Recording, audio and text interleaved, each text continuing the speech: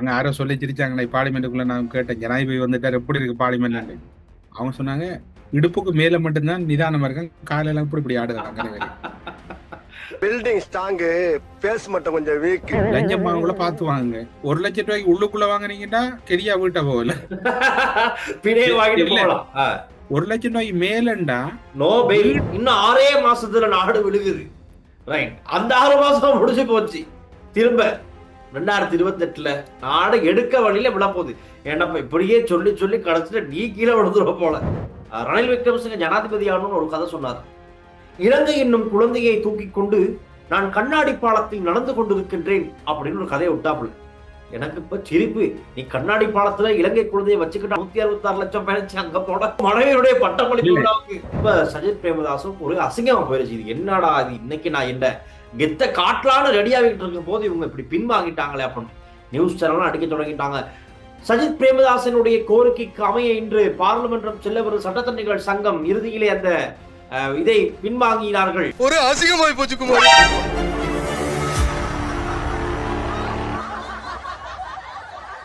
உங்கள் பெற்றோரின் நிம்மதியே எங்களின் நோக்கம். செவிலியர் பராமரிப்பு, ஆரோக்கிய உணவுகள் மற்றும் சொகுசு அறைகளுடன் ரத்னலானியில் வி கேர் ரெசிடென்ஸ். கொழும்பில் சொகுசு அடுக்குமாடி குடியிருப்புகளை வாங்க, அழகான வீடுகளை கட்டிக்கொள்ள ராயல்டி இன்ஜினியரிங், வெள்ளவத்தை ஐபிசி ரோட்டில், வெள்ளவத்தை ஃபசஸ் லேனில். ஹலோ அண்ணா, வணக்கம். வணக்கம் வணக்கம் வணக்கம். என்ன நேற்றைக்கு பிறகு நித்யானந்தா சுவாமி ஆசீர்வாதம் போடுறது?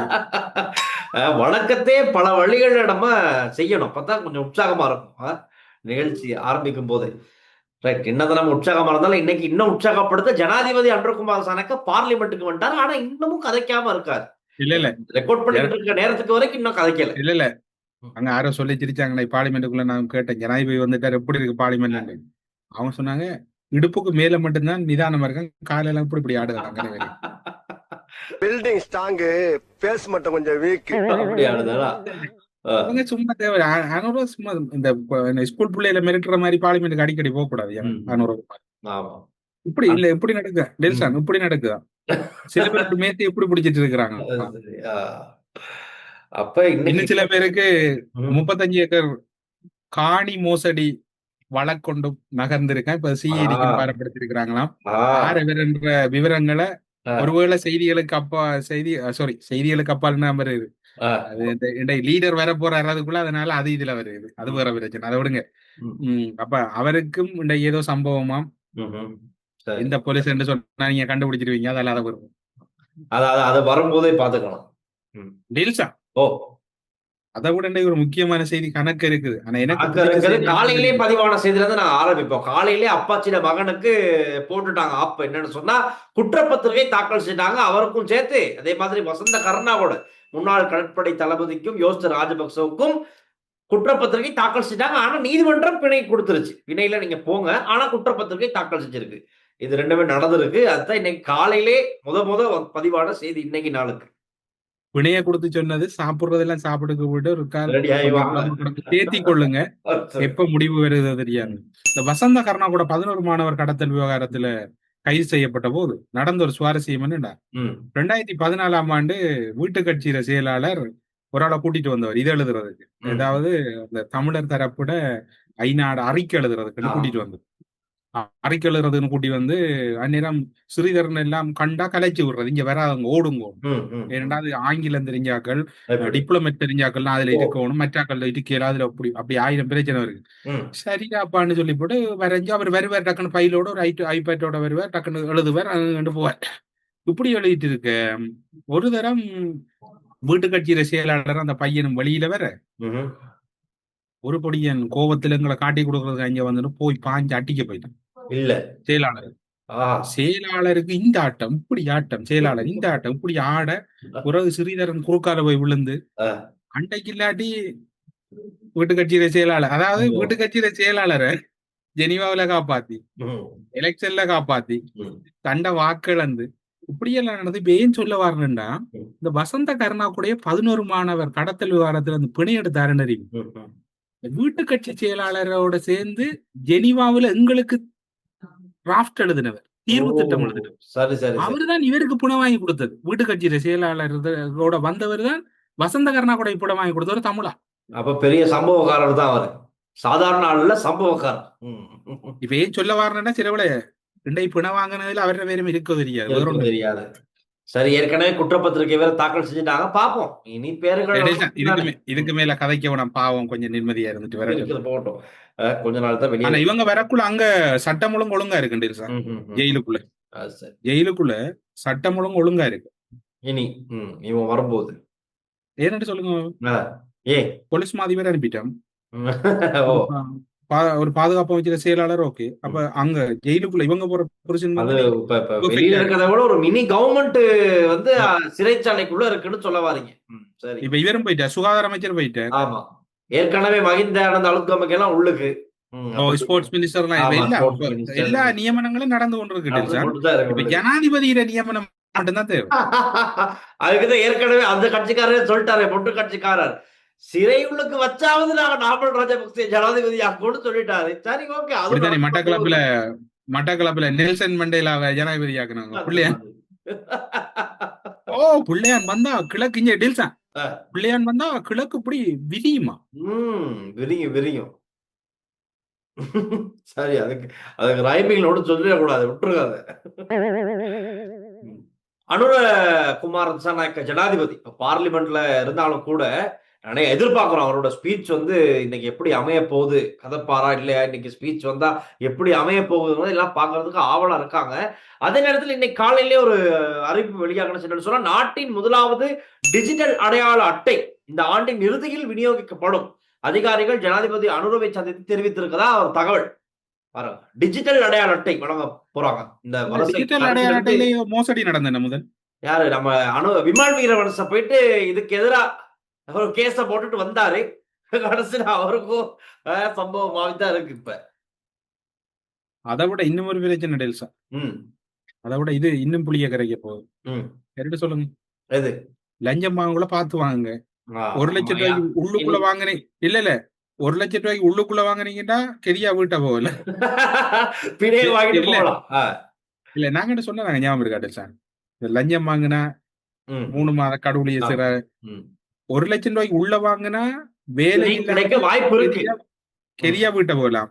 1 லட்சம் ரூபாய்க்கு மேலண்டா வீடும் இல்ல வேலையும் இல்ல, பிணையே இல்ல, உள்ளதான் பிணை இல்லை, மாறாக சிறை.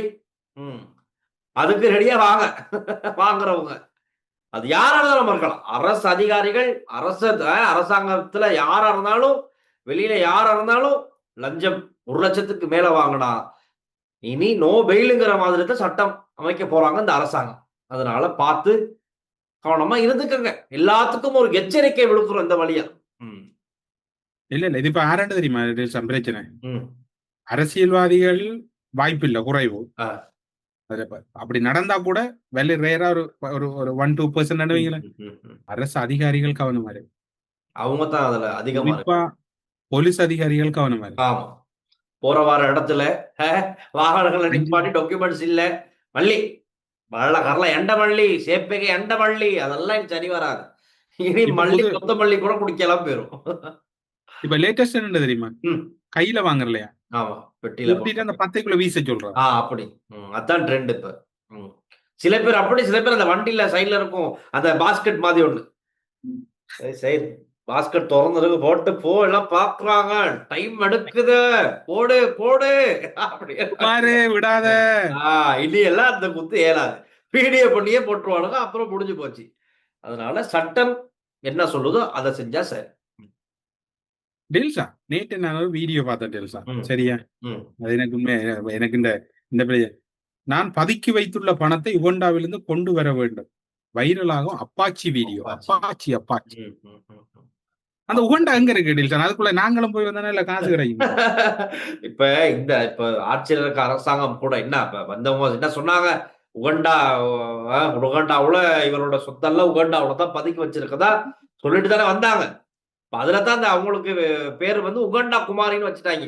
அந்த குற்றச்சாட்டை அடிக்கடி முன் வச்ச பார்லிமெண்ட் உறுப்பினர் ஒருவருக்கு அரசாங்க தரப்புல.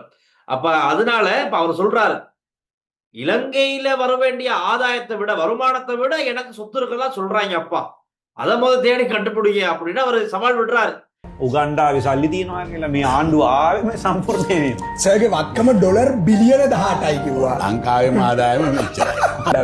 උගන්ඩාව ගිහිල්ලා ගේන්නේ. උගන්ඩා කුමාරිගේ තමයි අහන්නේ. அந்த முன்னுக்கு கதைக்கிறாங்க 2 பேரு. அவங்க தான் ரொம்ப விசுவாசிகள், ராஜபக்ச விசுவாசிகள். இராஜும் மிலிந்த ராஜபக்சவும் இன்னைக்கு வரைக்கும் கடைக்கு போறானுங்க ஓயாம முடிவில்லாம போய்கிட்டு இருக்கானுங்க. அடுத்தவனுட்டாக்க நாமல் ராஜபக்ச அப்பாச்சி முடிஞ்சு இப்ப நாமல் ராஜபக்ச 2029 உட்கார வைக்கிறதுக்காக தொடர்ந்து கடைக்கு போற வர வேலைகள் வெகு விமர்சி நடந்துகிட்டு இருக்கு. நாமல் ஜனாதிபதி என்ன பிரதமர் மைந்த தானே? அப்படி ஆமா, அவர் தான் சொல்றாரு. ஆமா, அவருக்கு அதிகாரம் வேணும், பலம் இருக்கு, அதிகாரம் நீண்ட நாளைக்கு பிறகு பெண் பிரதமர் வரப்போவது தெரியாது, தாயார் பிரதமர் ஆகிறாவது தெரியாது. அப்படி பிரேமலதா விஜயகாந்த் மாதிரி, அண்ணியார் மாதிரி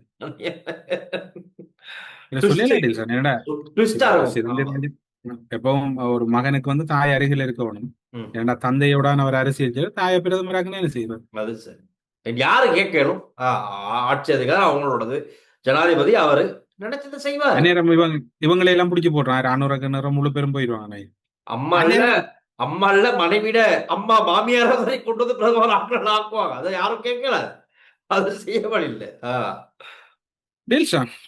ரணில் கூறுவது போல் செய்தால் 2048 வரை மக்களுக்கு எந்த நிவாரணமும் கிடைக்காது. வயது போனா அப்படித்தான் பைத்தியம் பிடிக்கும். 2048 වෙනකල් ජනතාවට කිස්සහනයක් දෙන්න වෙන්නේ නැහනේ. මොකද ඔහු එහෙමනේ කිව්වේ. ඒ වයසට ගියාම පිසුමට කරනවා.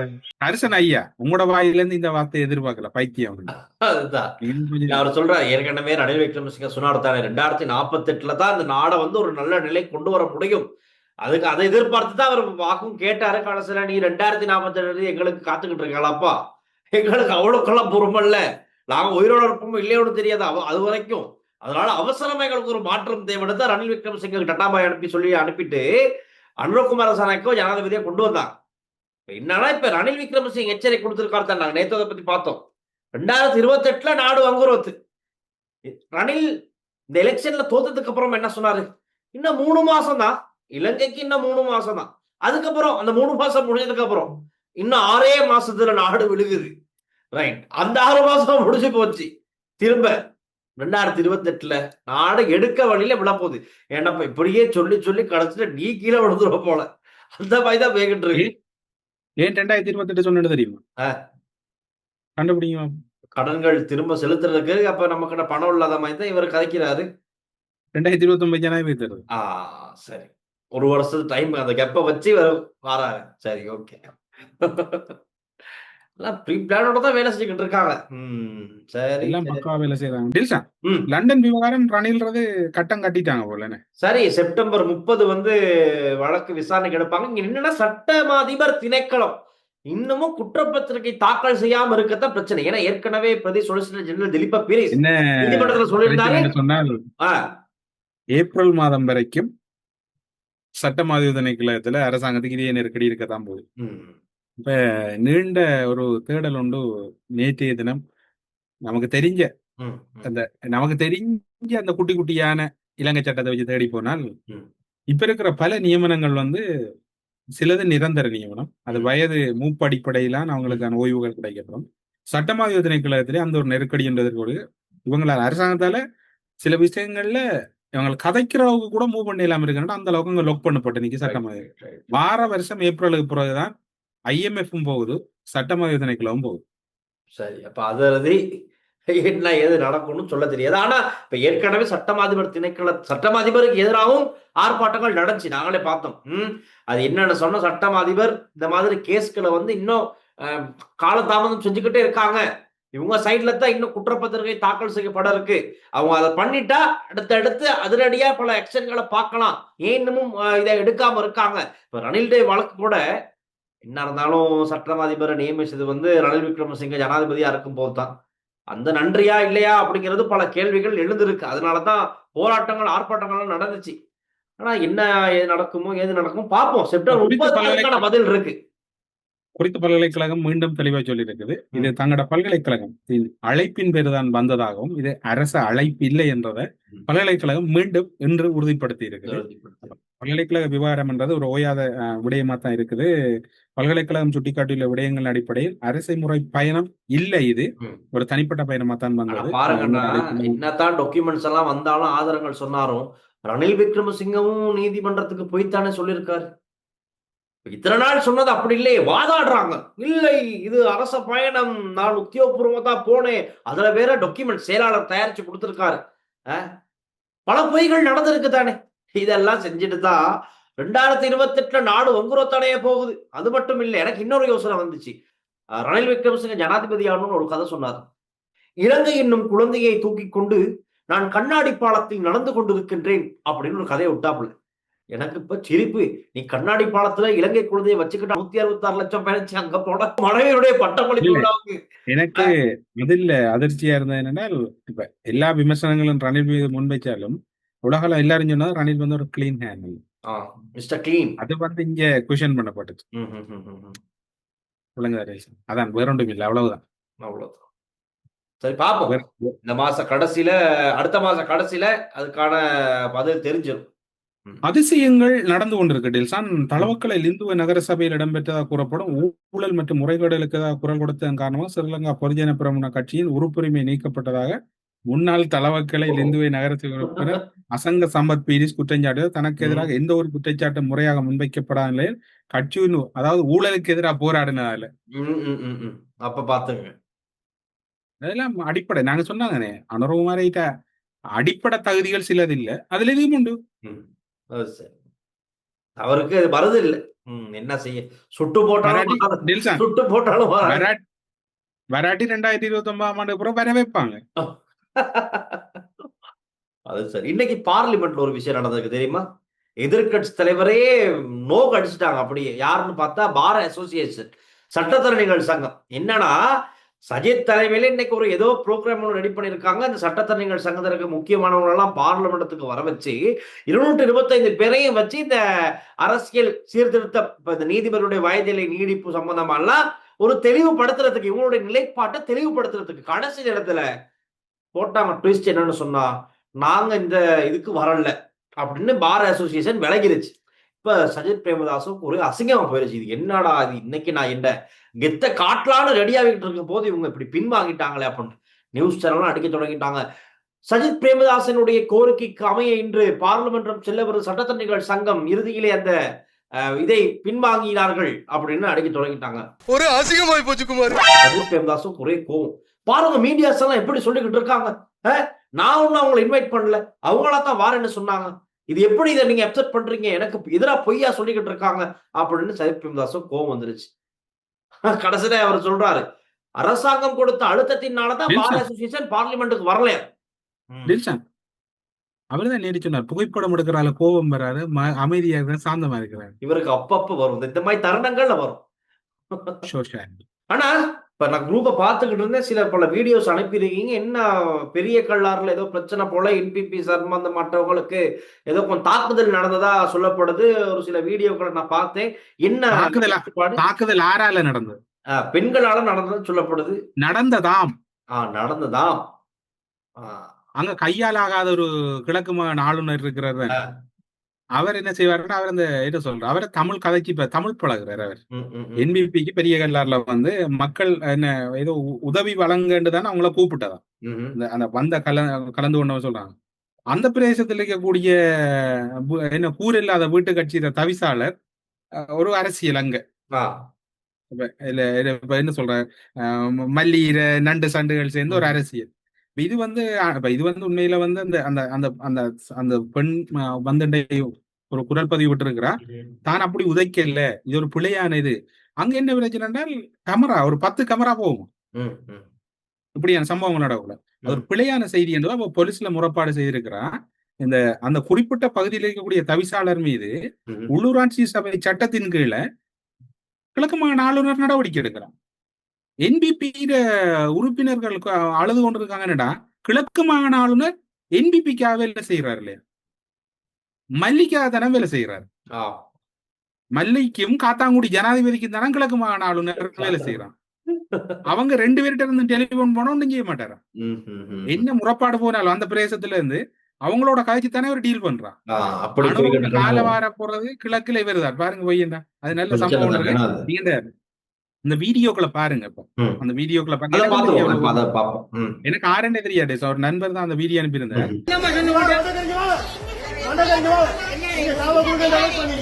நீங்க சாமான் கொடுக்கறேன் டெவலப் பண்ணிக்க.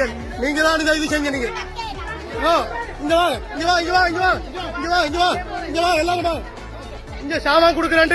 இவங்க அரசியல் கூட்டம் நடத்துறதுக்கு சாமான் கொடுக்கறேன்னு சொல்லிங்க. சாமான் கொடுக்கறேன் அரசியல் செய்யலாம். அங்க கூட்டத்துக்கு போன உண்மைதான் சரியா. ஆனா சாமான் தரப்புறாங்க, அது தரப்புறாங்க, இது தரப்புறாங்க. நாங்க கூட்டத்துக்கு போகல. நான் அந்த பொடியனை கூப்பிட்டு என்ன கதைச்சேன், நான் தம்பி சாமானுக்கு வந்தாக்களுக்கு கதை, எங்களுக்கு கதைக்காதுன்னு நான் கதைச்சேன். மற்றும்படி நான் அந்த பொடியனுக்கு காலால உதவியும் இல்லை, அந்த பொடியன் எனக்கு எதுவும் கதைக்கையும் இல்லை. இது அவங்கவங்களோட தனிப்பட்ட பிரச்சனையால அவங்கவங்க வீடியோ போடுறோன்னு சொன்னா அவங்கவங்களை மோட்டிவ் பண்ணி போடணும். என்ன காலால் உதஞ்ச மாதிரி வீடியோ போடுறதுக்கு எந்த விதமான அவசியமும் எவருக்கும் கிடையாது. அந்த பொடியனுக்கு நான் காலால் உதவியல அப்படி ஒரு வீடியோ நான் அந்த பொடியில மன்னிப்பு கேட்டுக்கொள்றேன். இப்ப இதுல உள்ளூராட்சி சபை சட்டத்தின்படி தவிசாளர் ஒரு கூட்டத்துல ஒரு முரண்பாடு நடந்திருக்கு, ஒரு பிழையான ஒரு தகவல் வெளியில பரப்பப்பட்டிருக்குன்னா அதோட நடவடிக்கை எடுக்கலாம். ஆளுநர் போன் பண்ணி ஹலோ மல்லி எல்லாம் மல்லிகிட்டே தான் கேட்டுக்குவாரு. எல்லாம் மல்லிகிட்ட அது மாதிரி அங்கால காத்தாங்குடி இட்டப்பு ஜனாதிபதி மேத்துமா கொந்தாயுத என்னன்னா ஜனாதிபதிக்கு கீழதான் இவர் ஒரு காலத்துல கிடந்தவரும். இவர் ஒரு அரவாசி தான் இவர் முழுசில். அதாவது திரும்பவும் சொல்றேன், எல்லா பிரச்சனைகளும் வந்து சட்டம் ஒழுங்கு சவாலுக்கு உட்படுத்துறவையெல்லாம் நடக்குது. இவங்க கொழும்புல அரெஸ்ட் பண்ணி பிரயோசனம் இல்ல. இந்த அதாவது சட்டத்தை முறையா பின்பற்றலைன்னா வடகிழக்குலையும் கைது செய்யணும். கட்டாயம் நடக்கணும் தானே, வேணும் இல்லைன்னா வேற இல்லை. இப்ப கூறு இல்லாத வீட்டு செயலாளர் உடனே இப்ப இவருக்கு எதிரான அவர் வருவாரு கோட்டத்தை வருவாரு. இது மாதிரி என்ன ஸ்பைடர்மேன் மாதிரி குதிச்சு கொண்டு. அதான் நேற்றவாள் கேட்டுச்சு அரசியலியா என்ன அந்த நீதிபதிகளோட வயதில் கூட்டுற சம்பந்தமா தமிழர் தரப்புல சட்டத்தரணி ஒரு ஆள் நீதிமன்றத்துல வாதாடுறாரு.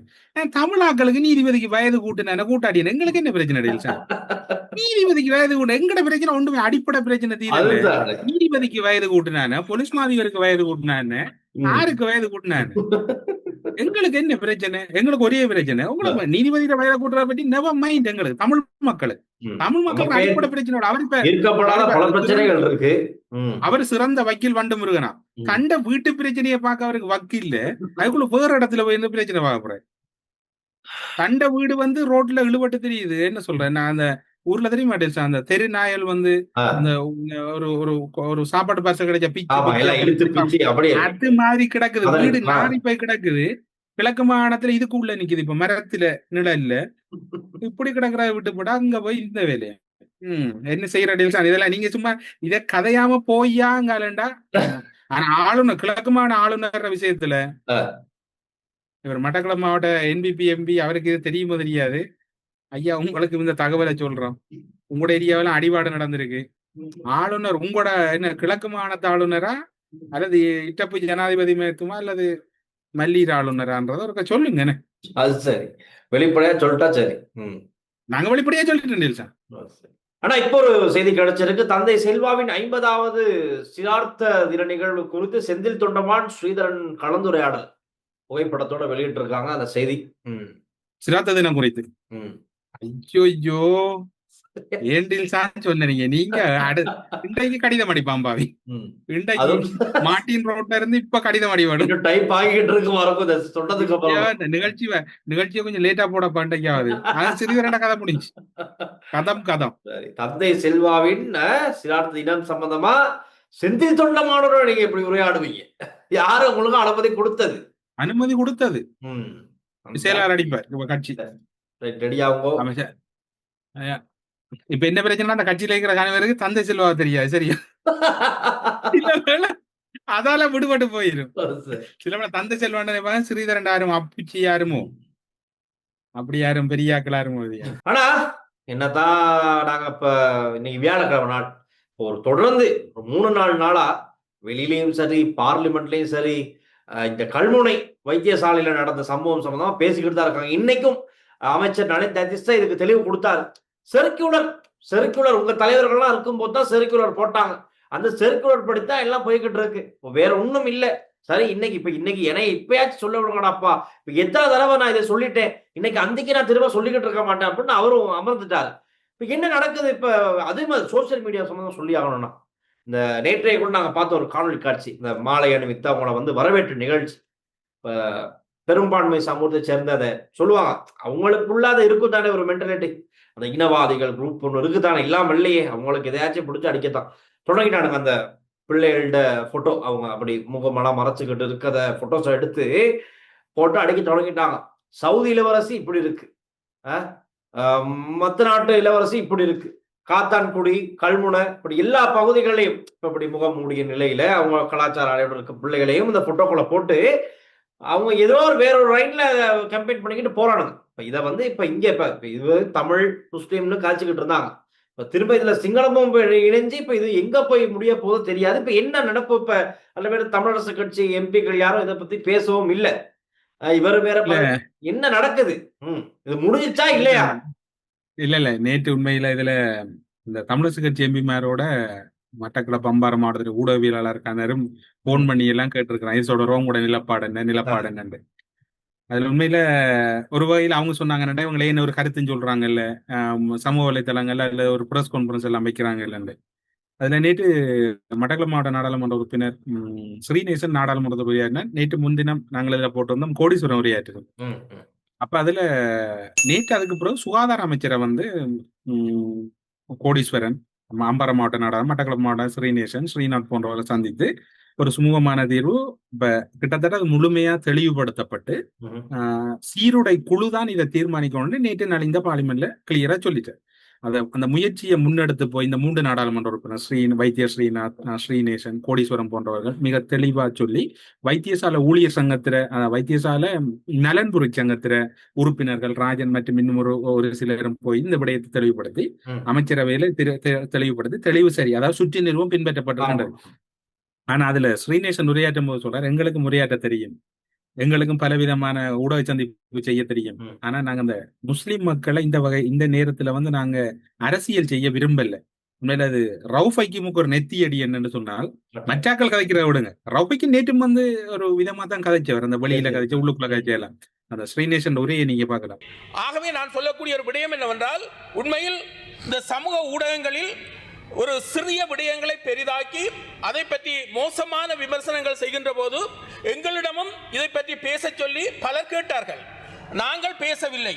ஏனென்றால் ஒவ்வொருவரும் பேசி பேசி இந்த பிரச்சனையை பூதாகரமாக விஸ்வரூபம் எடுக்கக்கூடாது என்பதற்காக நாங்கள் இருந்தாலும் இது பற்றி எல்லோரும் பேசியபடியால் இதற்குரிய விளக்கம் அந்த பணிப்பாளர் சொன்னது, எங்களிடம் இருக்கிற தாபன விதிக்கோவை சுற்றி நிறுவனத்துக்கு அமைவாக நாங்கள் செயல்பட்டோமே ஒழிய யாரையும் நாங்கள் வஞ்சிக்கணும் என்ற எண்ணத்தில் செயல்படவில்லை என்றுதான் குறிப்பிட்டார்கள். அப்ப அதை இவர் சொல்லிட்டு இவங்க 3 பேரும் தான் இதை முன்னெடுத்திருக்கிறாங்க. அதுலயும் ஒரு ஆள் ஒழிச்சிட்டார். மட்டக்களப்பு அம்பாறை மாவட்ட நாடாளுமன்ற உறுப்பினர் இந்த பிரச்சனை கதைக்கு போக தான் வர மாட்டேன், அது என்ன சொல்ற கட்சி செயலாளர் நடவடிக்கை எடுப்பார் போனாண்டு அவர் ஒழிச்சிட்டார், அவர் வரலையா. இவங்க 3 பேரும் அந்த புகைப்படங்களை நீங்க பார்க்கலாம். அவங்க போய் கதைக்கு சுகாதார அமைச்சு சொல்லிட்டு, இது முஸ்லீம் தமிழ் பிரச்சனை இல்ல, சுற்றி நிறுவ பிரச்சனை, சுற்றி நிறுவ அதிகாரிகள் பின்பற்றி இருக்க, இதுல குழப்பம் இல்லை, யாருமே தான் குழப்பம்னு அவர் நேற்று நாடாளுமன்றத்துல சொல்லி இன்றைக்கு நாடாளுமன்றத்தில் சொல்லிட்டார். மேலதிகமான தகவல் வேணும்னா நீங்க அங்க வாங்க, ஏரியாவுக்கு வாங்க, நம்ம ஏரியாவுக்கு வாங்க, மிச்சத்தை வாங்குவோம் போவோம். ஆனா அதுல ஒரு கண்ணியம் காப்பாற்றப்பட்டிருக்கிறேன்னா, மூவரும் இப்ப முஸ்லிம் மக்கள் எல்லாரும் இல்லை, அதுல இருக்கக்கூடிய ஒரு சில அரசியல்வாதிகள் பல தமிழ் மக்கள் மனதை புண்படுத்தினாங்க. ஆனா தமிழ் அரசியல்வாதிகள் முஸ்லிம் மக்கள் மனதை புண்படுத்துற வேலையை செய்யல, அதே நேரம் அரசாங்கத்தையும் சங்கடத்துக்கு உட்படுத்தல. ஏன்னா இதை கொண்டு தரப்பு ஒரு பொலிட்டிக்கல் செய்ய வழிகிட்டது, ஒரு குழப்பத்தை ஏற்படுத்த முற்பட்டது, அது இங்க தவிர்க்கப்பட்டுட்டு அதாவது 4வது முயற்சியும் தோல்வி அடைந்திருக்கிறது இந்த இனவாதத்தை கற்கிறதுக்கு.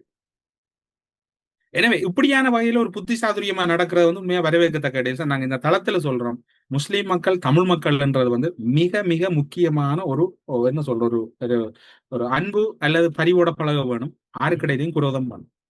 அதோட இந்த செய்தியை நாங்க இந்த இடத்துல சொல்லிடணும். ஜனாதிபதி அனுரகுமார திசாநாயக்க தலைமையில் தேசிய மீலாத்துன் நபி விழா எதிர்வரும் 26ஆம் தேதி நீர்கொழும்பு அல் இலால் முஸ்லிம் பாடசாலையில் நடைபெற உள்ளது. அந்த செய்தியும் நாங்க சொல்லிக்கிறோம். ஆனா அந்த வீடியோல கிடைச்சிருக்கு. அது என்னன்னு சொன்னா, இப்ப புத்த தர்மம் பௌத்தத்துக்கு தான் முதலிடம், இந்த நாட்டில் பௌத்த தர்மத்தை பாதுகாக்க நாங்கள் என்ன வேணாலும் செய்வோங்கிற மாதிரி தான் ராஜபக்சர்கள் டீம் இருக்கும். இந்த வீடியோ என்னன்னு தெரியல, இது வந்து ஒரு பேஜ் தான் போட்டிருக்கு. அதுல பென்ஷன் பண்ணிருக்க விஷயம் வந்து இந்த பாத்துக்கோங்களாப்பா, புத்த தர்மத்தை காக்க வந்த குடும்பம் பாஸ்டர்மாரோட போய்கிட்டு இருக்குன்னு சொல்லி அவங்க விமர்சிச்சிருக்காங்க. பேஜ் இருக்கவும் விமர்சிச்சிருக்காங்க. பாஸ்டர்மாரோட கதைக்கிறதோ அது அவங்களோட விருப்பம் தான் இருந்தாலும் இதுல வந்து அப்படி போட்டிருக்காங்க.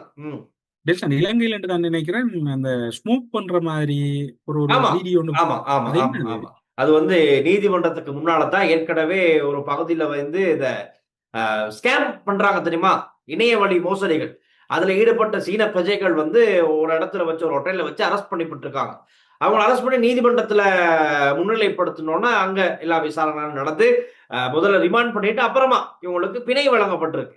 பிணை வழங்கி நாட்டுக்கு போயிடணும் அப்படின்னு சொன்னதுக்கு அப்புறமா இவனுங்க அந்த ஸ்ட்ரெஸ்ல வந்து நீதிமன்ற வாசல்ல கொழும்பு நீதிமன்றத்துக்கு முன்னால புகைத்தல் அப்படி புகைச்சுக்கிட்டு இருக்க காட்சிகள் தான் ஒருத்தருடைய கேமராவோட பதிவாகி இருக்கு. அந்த காட்சி தான். அதே மாதிரி இன்னொரு சம்பவம் நடந்துச்சு. நீதிமன்ற வாசல்லையே புதுக்கடை நீதிமன்றத்துக்கு முன்னால மெயின் கேட்டுக்கு முன்னால ஒருத்தர் என்ன செய்யறாரு, இன்னொருத்தரை மிரட்டுறாரு. மிரட்டுறதும் நடக்குது. போலீஸாரும் இருக்காங்க, போலீஸ் அதிகாரிகள் இருக்காங்க, சட்டத்தட்டிகளா வாராங்க போறாங்க, அதெல்லாம் கண்டுக்காம அப்படி கடும் தொழில ஒருத்தர் மிரட்டிட்டு போறாரு. அந்த காட்சியும் இருக்கு, அதையும் பாருங்க.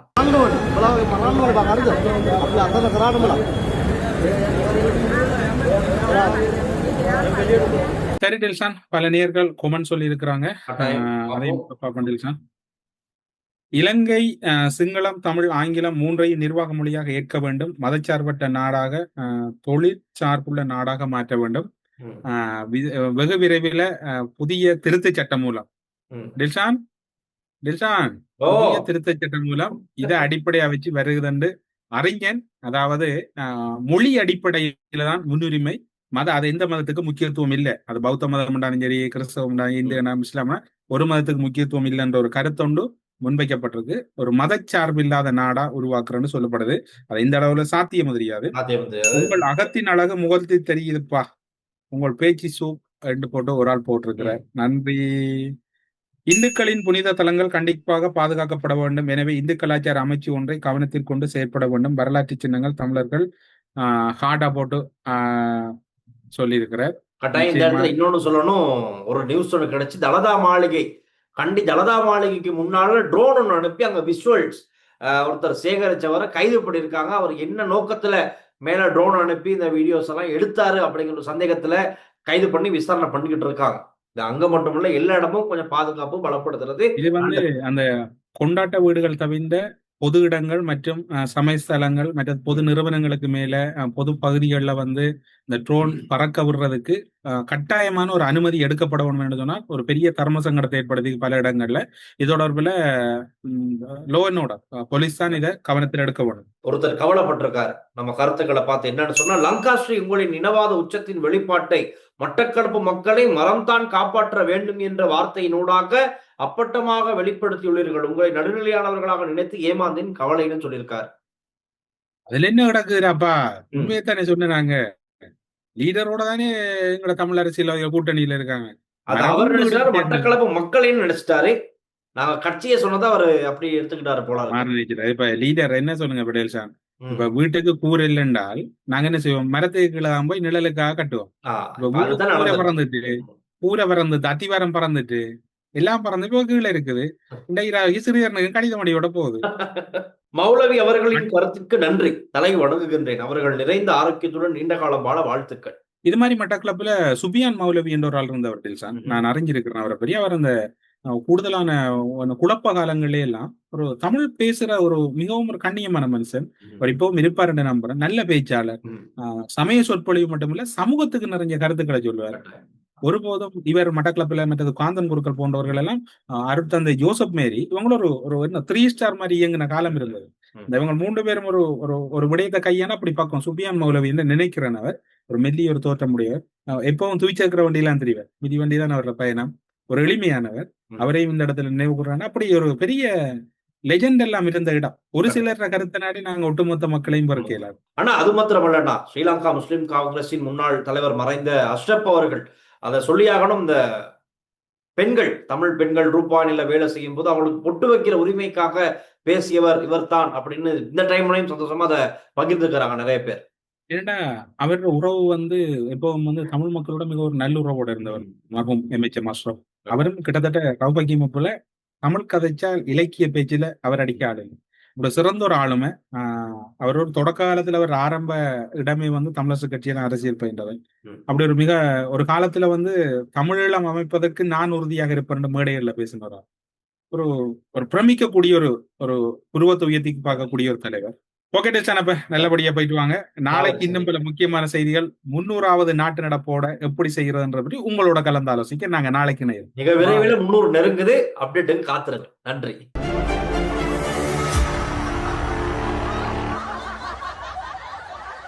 உங்கள் பெற்றோரின் நிம்மதியே எங்களின் நோக்கம். செவிலியர் பராமரிப்பு, ஆரோக்கிய உணவுகள் மற்றும் சொகுசு அறைகளுடன் ரத்மலானியில் வி கேர் ரெசிடென்ஸ்.